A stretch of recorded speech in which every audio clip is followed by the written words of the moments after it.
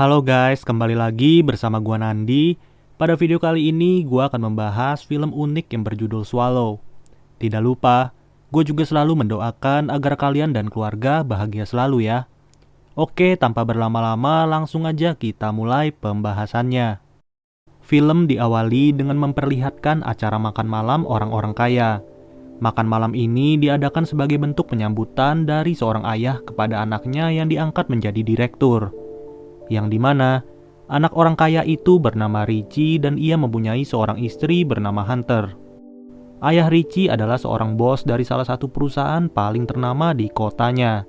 Saking kayanya, Richie juga dibelikan sebuah rumah oleh ayahnya untuk tinggal bersama Hunter. Malam pertama mereka di rumah baru tentu saja diisi dengan mantap-mantap.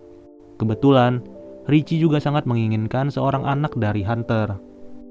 Esok harinya, Hunter hanya mengisi setiap waktu dengan menonton TV, menggambar, dan juga bermain game. Semenjak dinikahi oleh Richie, bisa dibilang Hunter adalah salah satu orang yang cukup beruntung. Meskipun begitu, Hunter merasa kesepian dan tidak dipedulikan oleh Richie yang hanya sibuk mengurus perusahaannya aja. Hal itu terlihat ketika Hunter mengajak suaminya ngobrol saat makan malam. Tapi, Richie malah sibuk dengan HP-nya sendiri. Pada pagi hari, Hunter mengetahui bahwa dirinya sudah positif hamil dan mengandung anak dari Richie.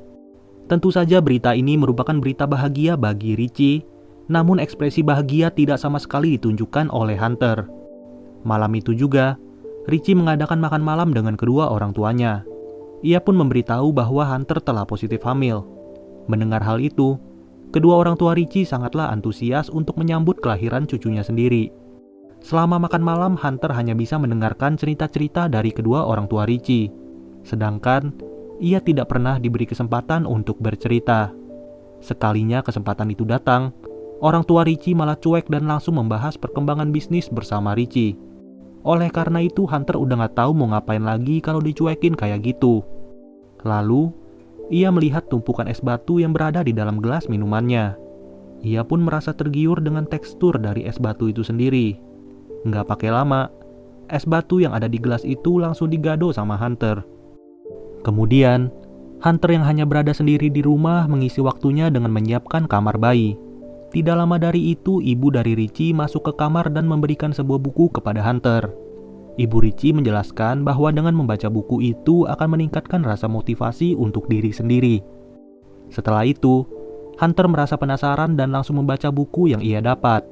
Saat membaca, ia menemukan sebuah quotes yang berbunyi, "Setiap hari, cobalah melakukan sesuatu yang tidak terduga. Dorong dirimu untuk mencoba hal-hal baru." Dari kalimat quotes inilah, perilaku Hunter mulai berubah 180 derajat. Ia selalu memikirkan kalimat itu dan melakukan hal-hal yang tidak terduga. Hal pertama yang dilakukan oleh Hunter adalah dengan memakan sebuah kelereng secara utuh. Selama nonton film ini, gua ngerasa ada sesuatu yang nyangkut di tenggorokan gua. Uniknya, Hunter malah merasa senang setelah memakan sebuah kelereng.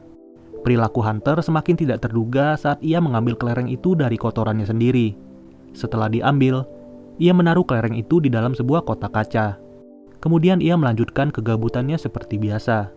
Saat lagi asik menonton, tiba-tiba ibunya Richie menelpon dan menyuruh Hunter ke rumahnya. Ibunya bertanya kepada Hunter, sebenarnya apa pekerjaan Hunter ketika ia belum menjadi istri Richie. Lalu, Hunter menjawab bahwa pekerjaannya adalah menjadi sales perlengkapan toilet. Mendengar hal itu, ibunya Richie berkata bahwa Hunter beruntung telah menikah dengan anaknya. Setelah selesai mengobrol, Hunter kembali melanjutkan tugasnya sebagai seorang istri. Bisa dibilang meskipun hidup dalam kegabutan, Hunter adalah seorang perempuan yang cukup rajin. Ia tidak ingin Richie memperkerjakan seorang pembantu sama sekali. Saat sedang membersihkan debu, Hunter menemukan sebuah paku yang menempel di vacuum cleaner itu. Tanpa berlama-lama, Hunter mencoba untuk menelan paku itu secara mentah-mentah. Saat menelan paku itu, ia tidak sanggup untuk menahan rasa sakitnya. Hal itu juga membuat lidahnya Hunter terluka dan berdarah. Namun, ia pun memaksa untuk menelan paku itu dan menahan rasa sakit yang tidak terduga. Ya udah jelas, tenggorokannya udah pasti lecet dan ususnya juga berdarah-darah. Namun, Hunter tidak merasa takut sama sekali. Melainkan ia malah merasa bahagia setelah menelan barang-barang aneh. Dia juga nggak kepikiran gimana kabar bayinya yang dikasih kelereng sama Paku. Pada malam itu juga, Hunter merasakan sakit perut yang luar biasa. Kotoran yang dikeluarkannya juga berdarah-darah dan membuat Hunter panik. Saat ia lagi membersihkan darahnya itu, Richie malah mengetok pintu kamar mandi. Hunter juga terlihat gemetar saat ditanya oleh Richie apa yang terjadi. Tapi untungnya, Richie nggak sadar kalau Hunter menggenggam sebuah paku. Paku yang udah berhasil ditelan sama Hunter langsung ditaruh di sebelah kelereng. Nggak puas sampai di situ, Hunter mencoba untuk menelan baterai. Makin lama dia makin doyan untuk makan barang-barang aneh. Buku yang diberikan oleh ibunya Richie juga dimakan sama Hunter. Ya, saking asiknya baca buku sampai-sampai itu buku jadi bahan ngemil. Lebih parahnya lagi, ternyata udah banyak barang yang berhasil ditelan sama Hunter. Pada esok harinya, Richie mengajak Hunter untuk mengecek kondisi bayi di dalam perut. Saat diperiksa, terlihat ada kumpulan benda-benda padat yang berada di dalam perut Hunter. Ketika itu juga, Hunter langsung diberikan tindakan medis dan barang-barang yang sudah ditelan mulai dikeluarkan secara perlahan. Pokoknya, benda-benda yang ukurannya nggak lebih dari 5 cm pasti ditelan sama Hunter. Setelah selesai operasi, Richie langsung ngamuk-ngamuk dan marah besar sama Hunter. Ia bingung kenapa Hunter harus makan barang-barang itu. Padahal kalau dia minta makanan juga pasti dibeliin sama Richie. Ayahnya Richie menyewa seorang psikolog untuk membantu Hunter menjadi normal. Hunter pun ditanya mengenai latar belakang keluarganya dan ia menjawab bahwa kehidupannya waktu kecil berjalan normal seperti biasa. Kedua orang tuanya sangatlah baik dan membesarkannya dengan penuh kasih sayang. Ia juga ditanya mengenai perasaannya setelah menelan barang-barang itu.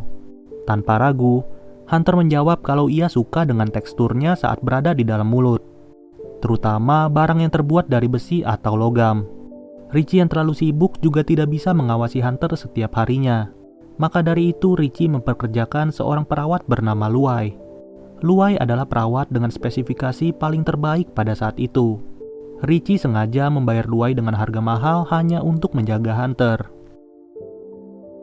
Dari sini, Hunter makin merasa bahwa ia tidak punya kendali atas dirinya sendiri. Segala tindakannya selalu diatur oleh suaminya dan kedua orang tua Richie. Bahkan, saat ia menyiapkan makanan pun harus dibantu oleh Luai. Tapi Hunter bersikeras tetap menolak dan ia menyuruh Luai untuk menonton TV. Salutnya, Luai tidak pergi untuk menonton TV dan ia tetap menjaga Hunter di depannya. Kemudian Hunter yang ingin pergi ke toilet juga tetap harus diperiksa oleh Luai. Dengan tujuan agar Hunter tidak membawa benda-benda aneh dan menelannya lagi. Nggak taunya, Hunter menyembunyikan barang-barang itu di bawah jamban. Di dalam toilet itulah ia diam-diam untuk makan barang-barang aneh. Esok harinya, Hunter dijadwalkan untuk bertemu dengan psikolog itu lagi. Ia pun ditanya kenapa ia merasa doyan untuk menelan baterai, jarum, batu, paku, kelereng, dan sebagainya. Kali ini, jawaban Hunter berbeda dan ia berkata dengan menelan itu semua ia merasa memegang kendali. Dari hal ini dapat disimpulkan bahwa Hunter hanya akan memakan barang-barang itu apabila ia merasa tidak memiliki kendali. Pada malam itu, Richie yang berulang tahun mengadakan sebuah pesta di rumahnya. Namun, Hunter kaget setelah mendengar teman kantor Richie membahas mengenai perilakunya. Hunter pun langsung merasa malu dan ia memaki-maki Richie yang mulutnya kayak ember. Singkat cerita, Hunter kembali bertemu dengan psikolog itu kesekian kalinya. Pada pertemuan kali ini, Hunter ditanya mengenai latar belakang keluarganya lagi. Di pertemuan pertama, Hunter berkata bahwa keluarganya mempunyai hidup yang normal. Tapi, kali ini jawaban Hunter berbeda lagi. Sebelum bercerita, ia menyuruh psikolog itu untuk menjaga rahasia dan tidak memberitahu hal ini kepada siapapun.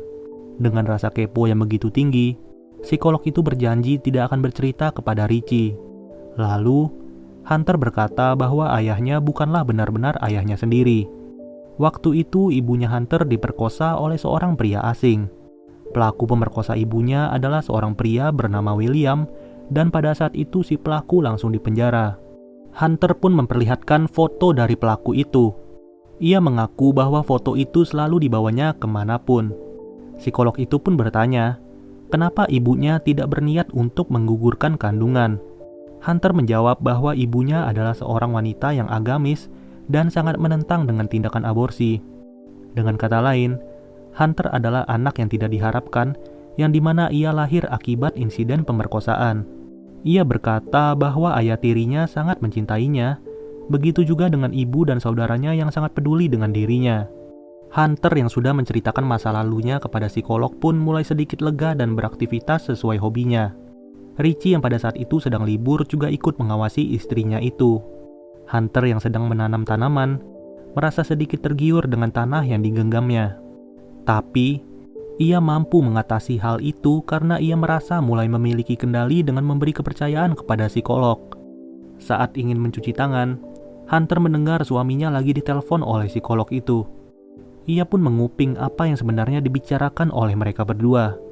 Namun ternyata, psikolog itu membongkar semua rahasia yang diceritakan oleh Hunter kepada Richie. Lebih parahnya lagi, hal itu terdengar oleh Hunter sendiri dan membuatnya merasa sangatlah kecewa. Kepercayaan yang udah diberikan Hunter kepada psikolog itu malah dihancurkan dengan mulut yang ember seperti Richie. Saat suaminya ingin berangkat untuk nge-gym, Hunter mengalami serangan cemas dan juga panik. Rasa gagal untuk mempercayai seseorang membuat ia stres sampai-sampai bersembunyi di kolong kasur. Hal itu pun diketahui oleh Luai dan ia juga ikut masuk ke kolong kasur untuk menemani Hunter. Mereka berdua pun pada akhirnya tertidur sampai malam hari. Saat Hunter terbangun, keinginan untuk menelan benda-benda aneh mulai muncul secara tiba-tiba. Ia pun mengacak-ngacak laci di dapur dan mengambil sebuah obeng untuk ditelan saat itu juga. Luai yang baru terbangun pun melihat Hunter mengalami kesakitan sampai tersedak-sedak. Untuk kesekian kalinya, Hunter dibawa lagi ke rumah sakit oleh Richie dan ayahnya. Bisa dibilang, obeng ini adalah rekor terbaru Hunter untuk memakan benda-benda aneh. Richie dan kedua orang tuanya pun merasa tidak berhasil untuk mengatasi perilaku Hunter. Pada akhirnya, Hunter disuruh untuk menandatangani kontrak di rumah sakit jiwa selama 7 bulan. Tujuan Richie dan orang tuanya membawa Hunter ke RSJ agar bayi di dalam perut Hunter tetap aman. Jika Hunter tidak menandatangani itu, maka Richie mengancam akan cerai. Karena merasa tidak enak dan ingin berterima kasih, Hunter langsung tanda tangan di kertas itu. Pada hari itu juga, Hunter akan dibawa ke rumah sakit jiwa. Tapi, Hunter lupa membawa handphonenya untuk bermain game. Ia pun mengambil handphonenya di dalam kamar sambil ditemani oleh Luai. Luai yang selama ini mengawasi Hunter pun sebenarnya merasa kasihan dengan kondisi Hunter. Ia terpaksa menjaga Hunter dengan ketat karena tuntutan pekerjaan dari Richie yang membayarnya. Luai yang merasa tidak tega pun pada akhirnya membiarkan Hunter untuk kabur. Luai membantu Hunter dengan sengaja membuka jendela kamar mandi, membiarkan air keran wastafel terus menyala, dan pintu kamar mandi yang sengaja dikunci. Ini semua dilakukan Luai agar membuat persepsi Hunter melarikan diri tanpa sepengetahuannya. Hunter berlari sekejang mungkin ke dalam hutan dan menunggu di pinggir jalan. Richie dan kedua orang tuanya yang menunggu terlalu lama pun mencoba masuk ke dalam kamar mandi. Saat terbuka, Richie langsung kaget setelah mengetahui Hunter melarikan diri. Di sisi lain, Hunter menunggu kendaraan yang lewat untuk memberikan tumpangan kepadanya. Untung saja ada satu mobil yang berbaik hati dan memberikan Hunter tumpangan gratis. Ia pun bermalam di sebuah motel untuk melindungi diri dari kejaran Richie. Sebelum check-in, Hunter malah mengambil segenggam tanah dan disimpan ke dalam kantongnya. Saat malam hari, Hunter sengaja menelpon Richie yang sedang mencarinya malam itu juga. Ia berkata kepada Richie bahwa sebenarnya ia masih mencintai Richie, tapi ia terpaksa meninggalkannya karena ia merasa selalu dikontrol untuk melakukan apapun. Richie yang merayu Hunter untuk kembali malah ditolak oleh Hunter secara mentah-mentah. Mendengar hal itu, sifat asli Richie pun keluar dan ia memarahi Hunter dengan kata-kata kasar. Richie berkata bahwa sebenarnya ia hanya ingin bayinya kembali. Dengan kata lain, ia tidak peduli dengan keberadaan Hunter sama sekali. Ketika itu juga, Hunter langsung menghancurkan satu-satunya handphone yang ia punya. Hunter yang stres membuat dirinya hanya bisa menonton TV sambil ngemilin tanah yang diambilnya tadi. Saat pagi hari, Hunter pun check out dari motel itu. Sekarang ia sudah tidak memiliki handphone lagi dan hanya mengandalkan telepon umum untuk berkomunikasi. Ia pun mencoba untuk menelpon ibunya dan berkata bahwa hari ini ia akan datang ke rumah ibunya. Namun, ibunya berkata bahwa di rumah tidak ada lagi tempat untuk Hunter, dikarenakan seluruh ruangan sudah dipakai oleh saudara Hunter sendiri. Dari kalimat ini, dapat diketahui bahwa sebenarnya Hunter berbohong kepada psikolog itu, yang dimana ia selalu berkata bahwa ibu dan saudara-saudaranya selalu peduli kepadanya. Tapi kenyataannya, ia tidak dianggap sama sekali dan selalu sendiri untuk menjalani kehidupannya. Kemudian Hunter mencari alamat pemerkosa sekaligus ayah tirinya yang bernama William, dan pada akhirnya ia tiba di rumah pria asing itu. Ia masuk secara diam-diam ke rumah itu dan ternyata William sedang mengadakan pesta hari ulang tahunnya. Selama Hunter berada di pesta itu, William tidak curiga dengan kehadiran Hunter. Tidak lama dari itu, Hunter pun berkata bahwa ia adalah anak dari seorang wanita bernama Jill. William yang mendengar hal itu langsung terkejut dan tidak ingin membahas nama Jill lagi. William juga berkata, apa maksud Hunter untuk datang ke rumahnya ini? Lalu Hunter memarahi William dan menyuruhnya untuk tunduk dengan segala kendali yang disuruhnya. Dari statement Hunter ini, bisa dilihat bahwa selama ini Hunter tidak dapat memegang kendali penuh atas dirinya sendiri. Maka dari itu, William yang telah memerkosa ibunya pun menjadi korban kemarahan Hunter. Hunter kemudian bertanya kepada William mengapa ia tega melakukan hal itu. William yang mendengar pertanyaan Hunter pun merasa sedih dan tidak tahu harus berkata apa. Di momen seperti ini, William harus dimarahi oleh Hunter yang secara tidak langsung adalah anaknya sendiri. William mengaku bahwa ia telah menyesal dan malu telah melakukan perbuatan jahat itu. Sekarang ia telah bertobat dan menjalani kehidupan dengan keluarga barunya. Hunter yang memiliki hati baik pun hanya bisa menangis melihat wajah ayah tirinya secara langsung. Setelah semua jawaban ia dapatkan, ia pun memaafkan segala perbuatan William secara ikhlas. Lalu, Hunter berkunjung ke dokter spesialis kandungan untuk membeli obat penggugur bayi. Kemudian ia pergi ke sebuah mall untuk makan siang secara normal. Dari scene ini dapat dilihat bahwa Hunter sebenarnya bisa makan makanan normal, jika saja ia tidak memiliki beban pikiran maupun stres yang menimpanya. Setelah itu, ia mengkonsumsi obat yang baru saja dibelinya secara cuma-cuma. Pada saat itu juga Hunter mengalami proses keguguran di dalam WC umum. Ia sengaja menggugur kandungannya agar Richie tidak lagi mengejarnya. Namun sekarang, Hunter sudah memiliki kendali penuh atas dirinya sendiri dan ia lega karena beban masa lalunya sudah terbongkar. Pada intinya, setiap orang pasti punya masa lalu yang baik maupun buruk. Hanya saja tergantung pada diri kita sendiri mampu mengatasi masa lalu itu seperti apa.